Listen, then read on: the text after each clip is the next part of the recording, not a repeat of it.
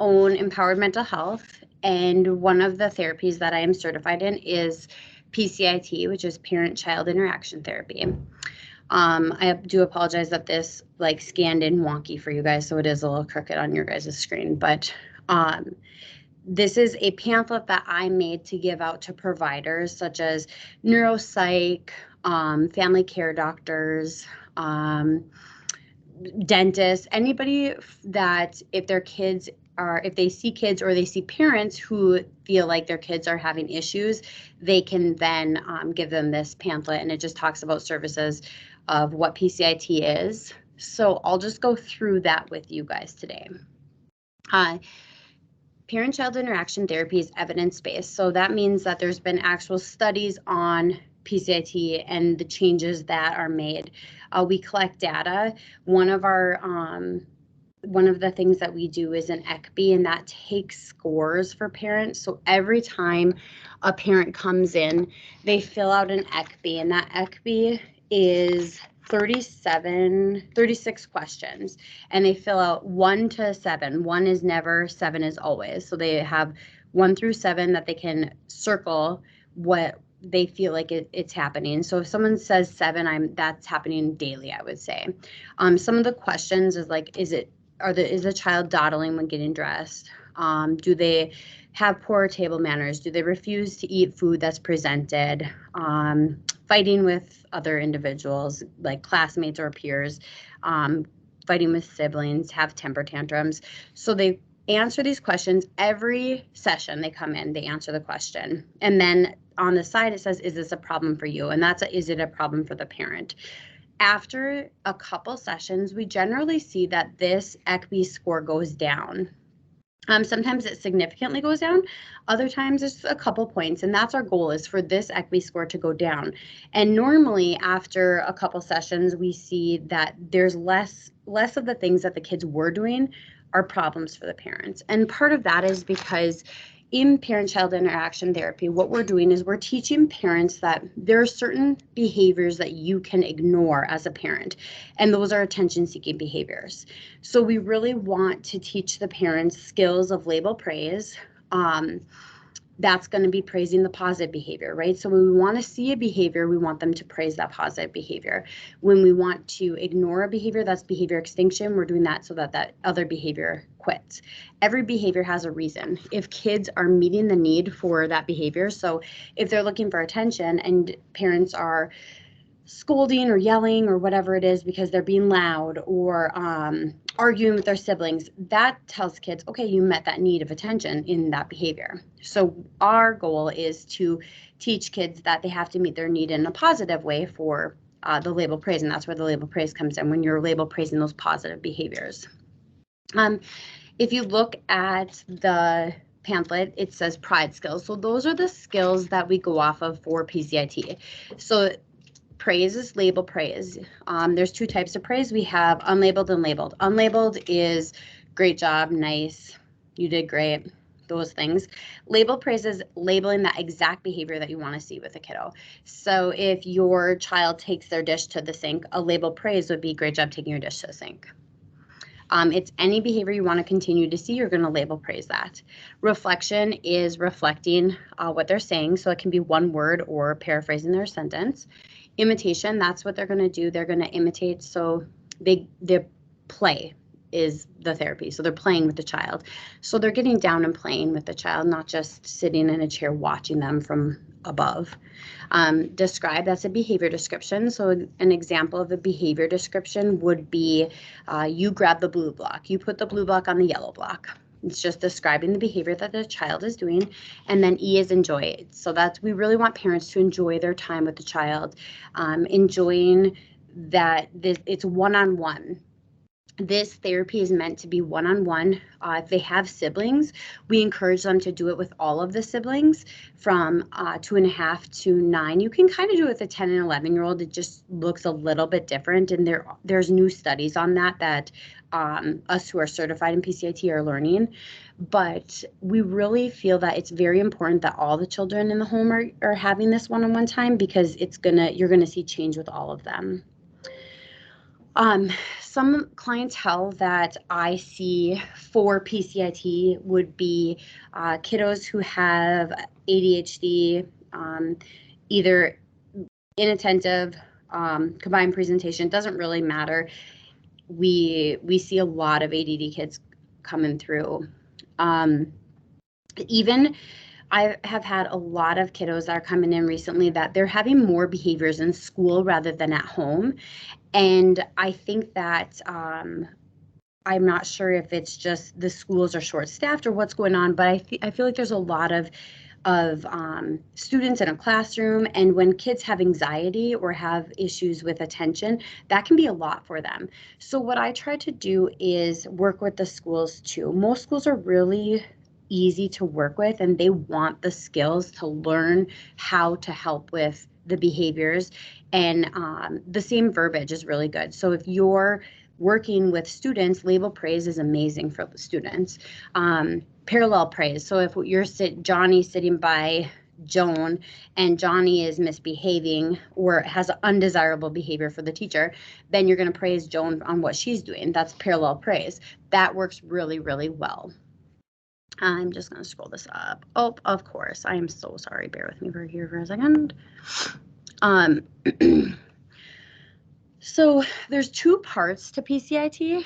PCIT is, the first part is CDI, which is child-directed interaction. So that is going to be the live coaching. The parents are taught the pride skills, and then the parents are coached. So this picture that I have on this pamphlet is of a coaching session. So the parents have a headpiece in, the therapist has a microphone talking into the headpiece and helping them, either line feeding them skills, or we do label praising when parents are doing skills. So if they're doing a behavior description, we'll say great behavior description, stuff like that. The next portion, in order to meet the CDI portion, to move on to PDI, which is parent-directed interaction, the parents have to have mastery in the pride skills and CDI skills. So mastery in the pride skills would be 10 behavior descriptions, 10 reflections, 10 label praises, and that would be in the 5 minutes of coding. It sounds like a lot when parents are learning. It's kind of, I would say they feel intimidated by it, but it becomes very natural and it's very easy for them to do once they learn those skills. The next portion of the therapy is parent-directed interaction. Parent-directed interaction is where the parent or the caregivers learn to give direct commands to the child. And this portion, we're teaching the children to listen, and it's a black and white timeout routine with a timeout chair. So this is a little more of an intense time for the parents where they're learning this. It's a few more sessions in just that they want to feel very comfortable with the timeout routine, because they're going to eventually take this into the home and utilize it in the home. So we start in the therapy room because it's safe. It's a safe room for the child. We are there to support the parent through the timeout, because we don't want to just give them a timeout and be like, hey, great, you got this, go do it, right? We want them to feel confident and for it to be successful so that they can do this in their home.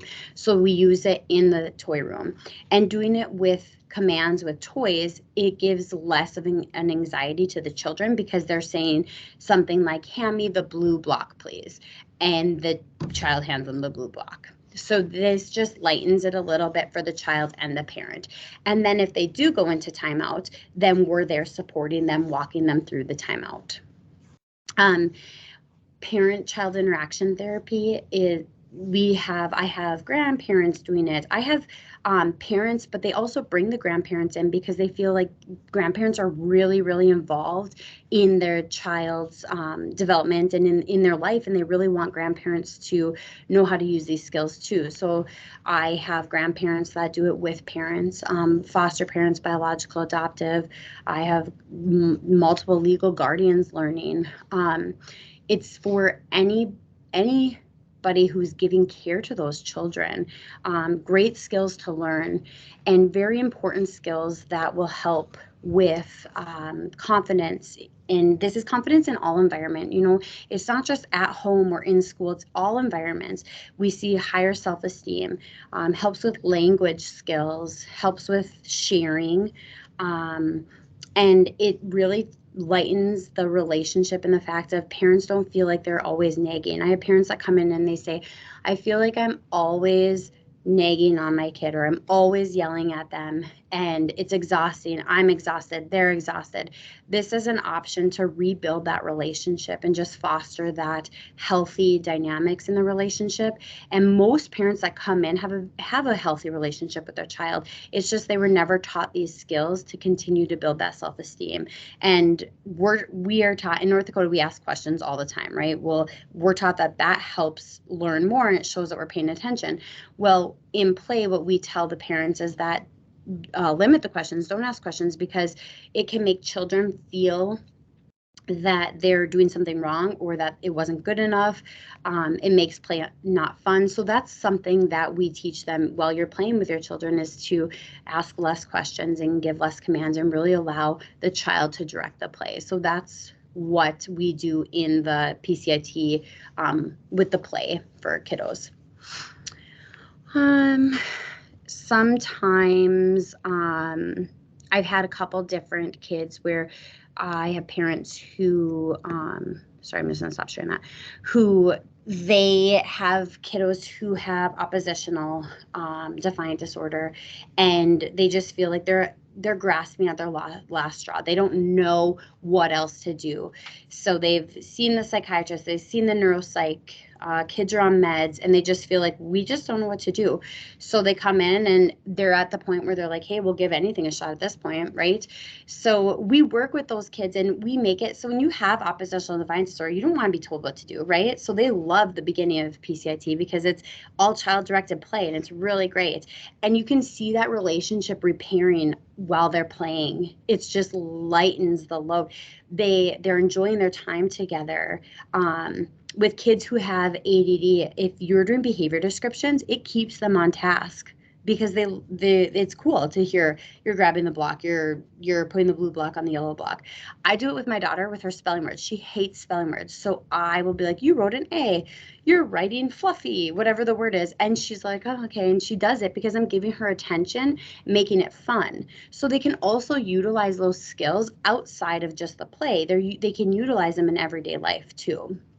I tell people often that my older kids, because I started using this therapy a couple years ago, so I used it outside of like the playtime with my younger kids. My older kids will reflect back to my younger kids when they're talking, because it's a skill that they've learned because we've done it and we do it every day. So it's really cool to see, and it's really amazing when parents bring in their kids and I do the ECB and I'm like, oh my gosh, you were at 180 and now you're at 90. Like, that's crazy. And they're like, yeah, things are so much better. And they almost feel like it's like this fix, and it's something where they enjoy doing it. Kids ask for it. I tell parents, oh yeah, your kids, they will ask for it, but they're also going to narc you out if you aren't doing it, because they're going to say, why are you talking that way? We never talk that way. And then I know that you're not doing those skills, right? So it's funny where they're like, yep, they ask for it every night. Also, it's only 5 minutes of play. So it's long enough to have an impact on the child and short enough for the parents to follow through with. You know, when you go to therapy, nobody wants homework, right? Like I ask clients, like, you can do this homework, and be honest, because I'm not going to give you a sheet if you're going to throw it away, right? With PCIT, 5 minutes is short enough that they feel confident in playing with their child for 5 minutes, right? It's not 45 minutes. It's not an hour worksheet, not something that they're having to document. It's just play. So they feel like it's very doable, and that's why it's the 5 minutes of play for them. You can kind of see behind me, that's my playroom. So it's a two-way mirror that I have on there, a two-way window. So I'm standing there watching the parents, and I have a microphone in my, kind of like interrogation microphone. So it picks up all the sounds, so I can hear the child's voice, I can hear the parents of what's going on. And that makes it so much better, because I know exactly what the child said, so I can help with reflections and help with behavior descriptions. So yeah, that is PCIT in a nutshell. I would say that there's something I'm not sure if everybody's aware of it, but due to the Family First Act, the federal government put a Title IV grant in place, and PCIT is on that grant. So if parents don't have insurance, or they do have insurance but it's expensive and they're like, we can't afford this, whatever it is, $1,500 deductible, whatever it may be, right? There's this grant. If their child qualifies for it, they can be screened. I'm the screener for North Dakota. So I screen them and then put them into the different programs. And there's PCIT, I think there's brief strategic family therapy, a couple other ones, and we're working on getting more of those therapies going in North Dakota. But that's an option for families too, because I know sometimes insurance really holds up families where they just feel like it's another therapy. A lot of the kids that I see, I'm like one of the 20 therapists that they see, right? They're in OT, PT, speech. They have also services at the school. They might be doing another therapy with another therapist. So it's so much for parents that this grant has really opened that up for kiddos so that they can receive those services. PCIT is also doesn't have to be a super long therapy. I always tell parents that this is based off of them utilizing the skills that they're learning and practicing those skills, because the parents have to meet mastery. So it really falls on the parents in like, are you using your skills, and are you following through and doing the Special 5?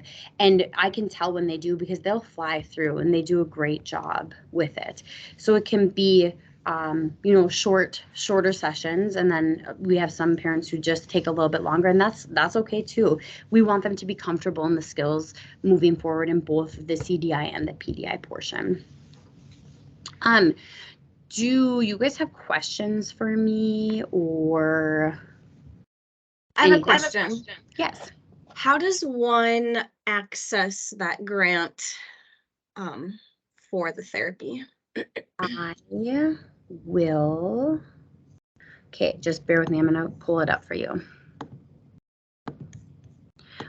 It is through the state, and I can pull up the site. So there's a client application that can be filled out. I can send that to you. Okay, I'm going to share my screen again. So this is the site that it's on services, and it's Title IV prevention services. And it just kind of like tells like different eligibility. So in here, this is the provider application. So that would be like, you could fill it out. I've had a lot of PATH workers lately filling it out. So you can fill it out. In that, when you open this up, bear with me because it might say my name. Okay, so yep, so you just, you can just fill this out. So I'm the screener for it. So what ends up happening is you fill this out, you fill out, hold on guys, I'm sorry. You fill out, when you're filling out that application, it's going to ask questions about like their safety, behavior, and then say you fill out an application and you don't have enough information, they'll email you back and be like, hey, can you give us a little more information on this? Because they want the kids who need it to access it, right? So we want to try to get the kiddos in there that qualify. It's just sometimes you don't really know what information. So it's mostly like if they're at risk, putting themselves at risk. I have a lot of kids I have filled it out for that their parents are trying to provide them safety, but they're not following those, right? Like running away from school, sneaking out, whatever it may be. And there's different programs. I'm going to just pull up my other one. Just bear with me for 1 second here. There is another one that tells you all of the programs that are provided, and that is right here. Let's share this again. Right here, it tells you, oh, no, Same one. Man, I'm sorry, guys. I got it.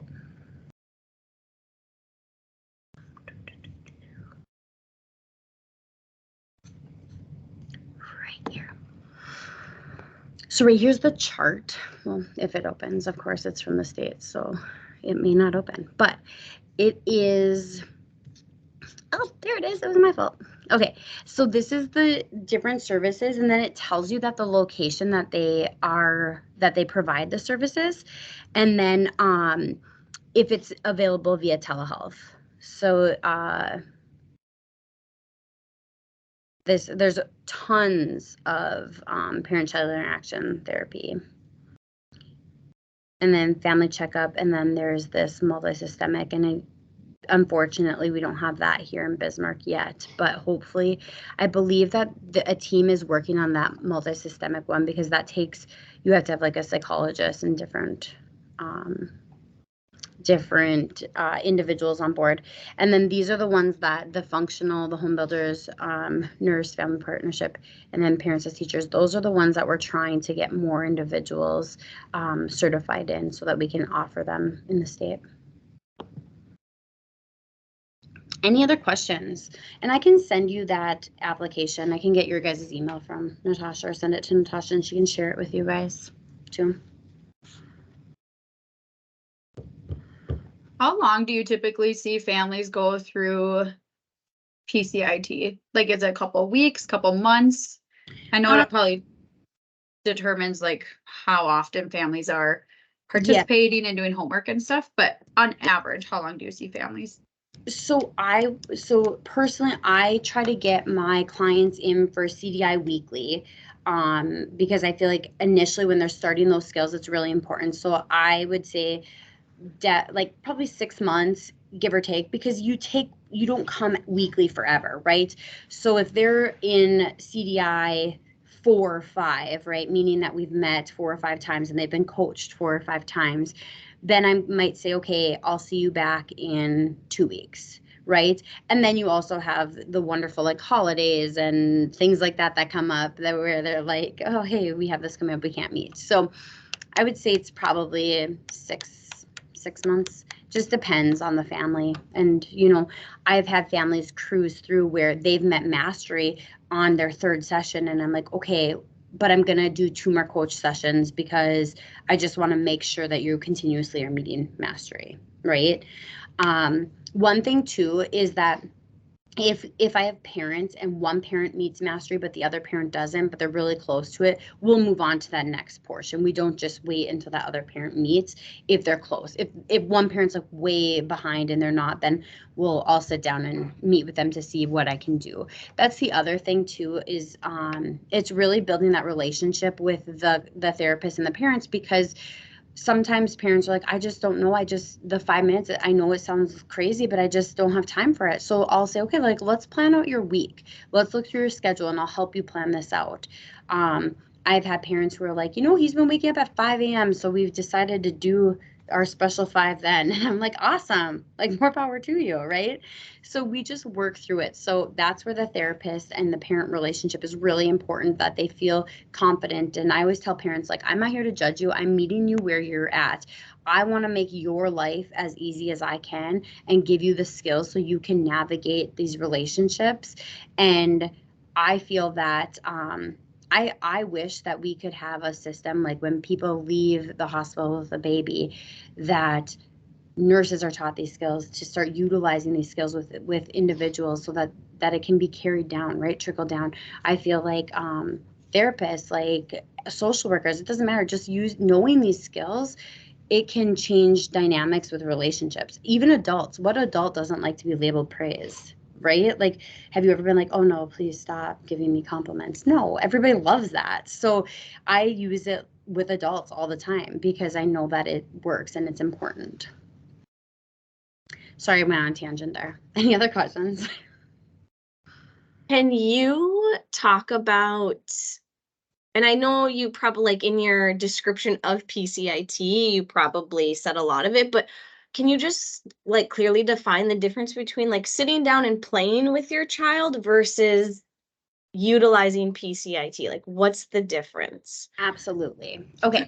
So when I'm just going to sit down and play with my kids, okay, like an average person sitting down playing, I obviously just, the skills are like ingrained in me, so I'll just use them naturally. But if I'm just sitting down and not using the Special 5, I'm not super trying to get all like 10 behavior descriptions, 10 reflections, 10 label praises, right? I may say, hey, hand me that blue block, please, because I want the blue block. Does that make sense?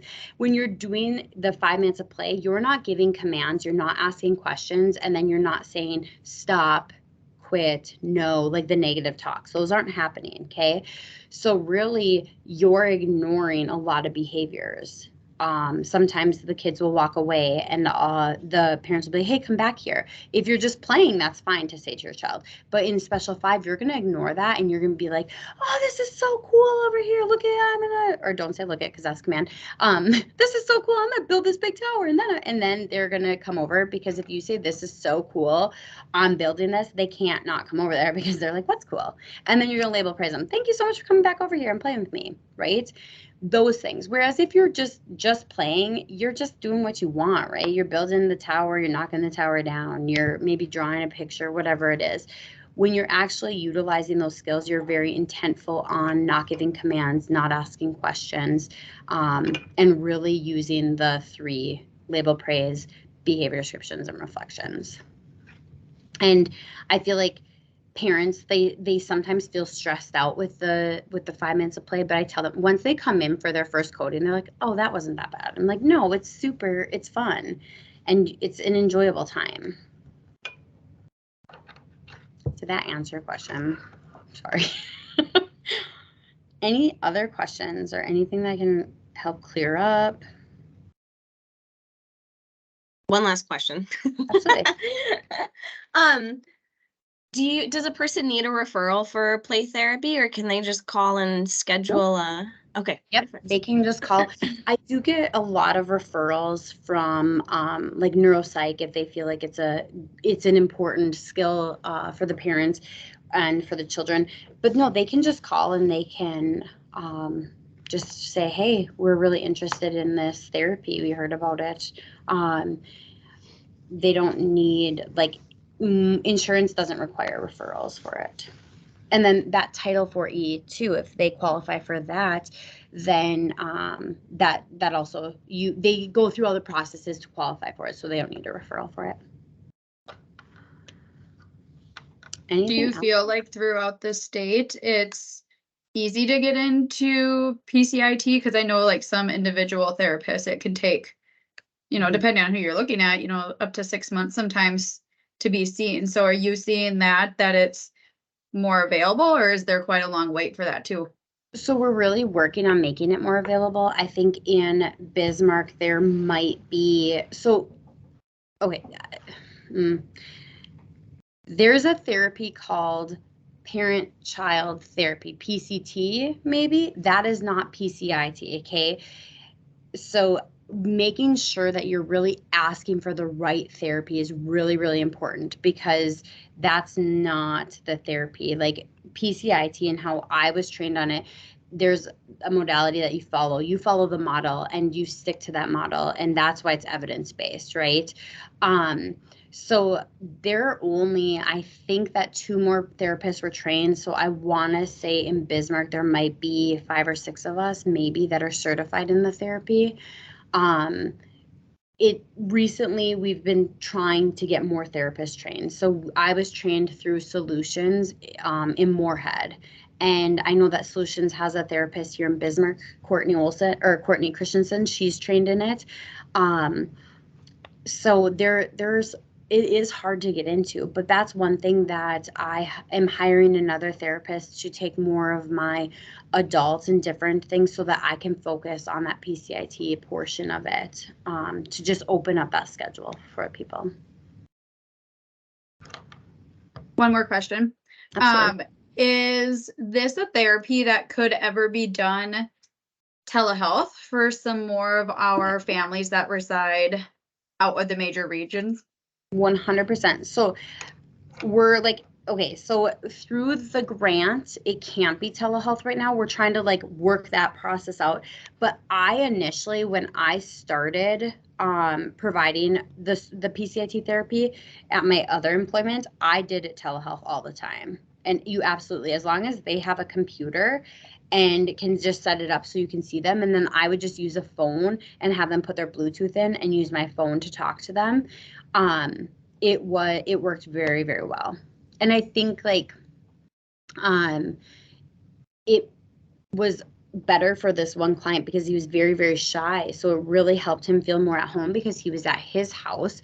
So he didn't really worry about it. And I don't think he knew that I was watching because I want to say they had the iPad like turned away from him. And then I shut my screen off, like I shut my camera off. So it's not me staring, right? If he does notice. So I think that telehealth works just as well for it. And you, as the therapist, you just have to feel confident in your skills and being able to identify what's going on when you are providing that service for telehealth. Any other questions? Nothing? Okay. If you guys do have questions, Natasha has my email. You guys can email me. Or if parents have questions, like I have no problem answering questions for parents on it. If there are questions regarding the grant, you can let me know too. I'd love to help you guys with that. It's amazing. Like I'm all about, I think everybody needs a therapist, and I'm all about services. And I think that our states, like we're finally getting going with those things. So I'm pushing it. More power to it. I had no idea there was a grant to help with some funding like that. So I think that's a very cool aspect for a lot of families. And I think the more word gets out about that, the more widely used and beneficial it will be. So I'm very excited to look a little bit more into that too. I had no idea there was a grant to help with that. So that's very cool. Yes. And I feel like, yeah, shout it out on the rooftop. Like it's so important. And if we don't use those funds, then they're going to be like, oh, well, you guys aren't using this grant. Well, no, it's not that we're not intentionally using it. It's that people don't know about it. Right. So I think that if we can get kids the services that they need, and, you know, the Family First Act just trying to navigate through all the changes that brought, I think that this is a huge way to support agencies, families, kiddos, everybody as a whole. So yeah, I'm all about it. I will send you all the information that I can get on it, and then I'll send you out. There's an application that is like a click application that's all online. So I'll forward that to Natasha too. Wonderful. Sounds great. Well, thank you so much. You're so welcome. If you guys ever need anything, let me know.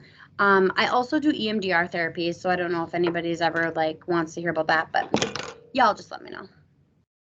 Will do. Okay. Fabulous. Absolutely. Have a great day. You too. Thank you so much. Thank you. Bye.